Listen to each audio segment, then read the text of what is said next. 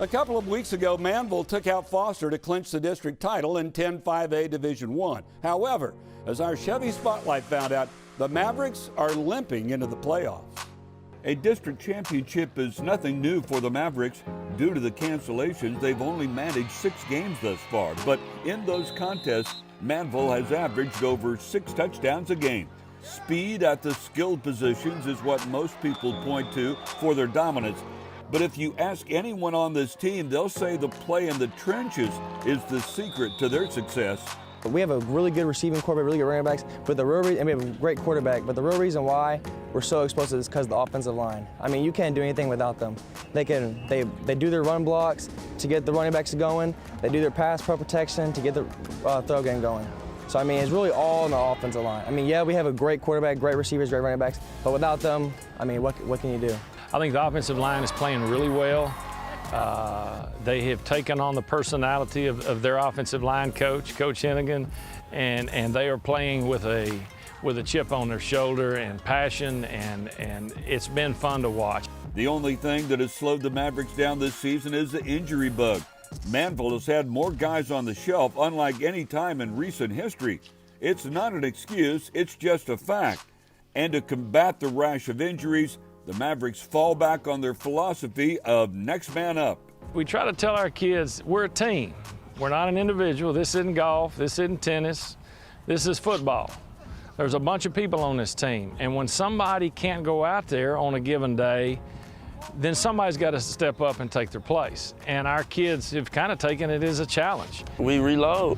One man goes out, we get another man come in, and he's willing to put in the same work as the first one. We're not a very selfish team. We want everybody to succeed. We want to be able to trust anybody can step up to the task. And we instill that every practice and we work hard, and we're able to do that whenever something comes up. The Mavericks have a legitimate chance at a state title as they're currently ranked 5th in the state for Class 5A Division I. With 2 weeks to get healthy, Manvel should have a lot of their walking wounded back. And then there's always that added motivation of history.